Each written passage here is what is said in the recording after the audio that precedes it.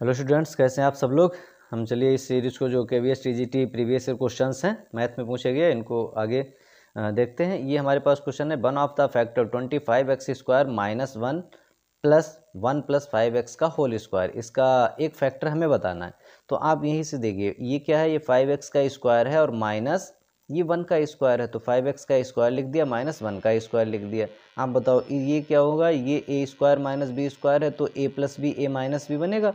और यहाँ भी देखिए 5x प्लस 1 है तो क्लियर हो गया क्या कि 5x प्लस 1 हमारा एक फैक्टर है। ठीक है, ये आंसर नहीं है बिल्कुल भी, ये आंसर हमारा क्लियर हो गया कि डी आंसर है। अब इसको अगर और ज़्यादा करके देख लेते हैं तो देख लो भाई, इसे एक्सप्लेन कर लेते हैं।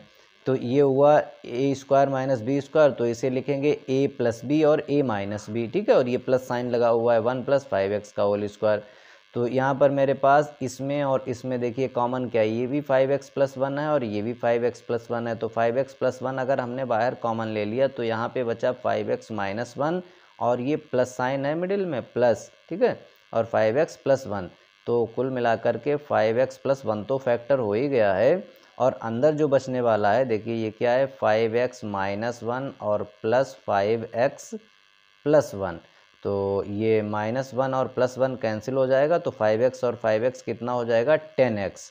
तो क्या आया हमारे पास, देखिए 5x प्लस 1 तो आंसर था ही था भाई, ये तो फैक्टर हो गया। दूसरा अगर फैक्टर की बात करते तो 10x इसका एक फैक्टर था। ठीक है, तो यहाँ पर हम सबसे स्टार्टिंग में ही मैंने देख लिया था इसको कि इनमें से कॉमन क्या है, 5x प्लस 1 यहाँ भी और 5x प्लस 1 यहाँ भी, और हमने टिक कर दिया। लेकिन फिर भी इसको मैंने सिंप्लीफाई किया हुआ है। ठीक है, if the zeros of the quadratic polynomial are, तो ये क्वाड्रेटिक पॉलिनोमियल है, इसके 2 एंड -3 इसके जीरोज हैं। तो इन्होंने कहा है कि a कितना होगा और b कितना होगा। तो इसका तो यही तरीका होता है भाई, सबसे आसान क्या कि जो जीरोज होते हैं वो पॉलिनोमियल को जो है इसमें हम पुट कर देंगे, सेटिस्फाई करेंगे।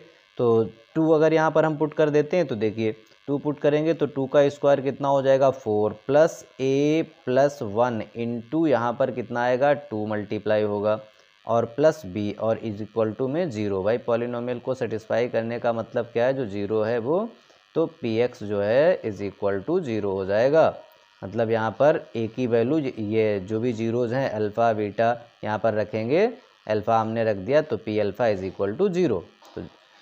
तो यहाँ पर अब क्या करना है, इसे मल्टीप्लाई कर दीजिए भाई, 4 plus 2a plus 2 plus b is equal to 0। तो क्या आ गया हमारे पास, 2a प्लस b और ये 4 प्लस 2 6 हुआ, उधर भेजा तो माइनस का 6, ये एक इक्वेशन बन गई हमारे पास। ठीक है, अब दूसरी इक्वेशन हम यहाँ पर -3 इसमें रख लेते हैं। कितना रख लेते हैं भाई, -3। तो -3 यहाँ पुट करेंगे तो -3 का स्क्वायर कितना हो जाएगा बताइए, 9 हो जाएगा। और फिर यहाँ पर a प्लस 1 इंटू में यहाँ पर कितना, -3 करेंगे प्लस b और इक्वल टू में 0। क्यों, क्योंकि ये जीरोज हैं, इसे भी सेटिस्फाई करेंगे। आगे हम इसको सिंप्लीफाई कर लेते हैं, 9 -3 का मल्टीप्लाई a से करेंगे तो -3a आएगा, -3 का 1 से -3 plus v is equal to 0। ठीक है, तो ये कितना आया, -3a प्लस v और 9 में से 3 गया, ये कितना हुआ, प्लस का 6 उधर भेज दिया हमने, माइनस का 6, ये इक्वेशन 2 आ गई।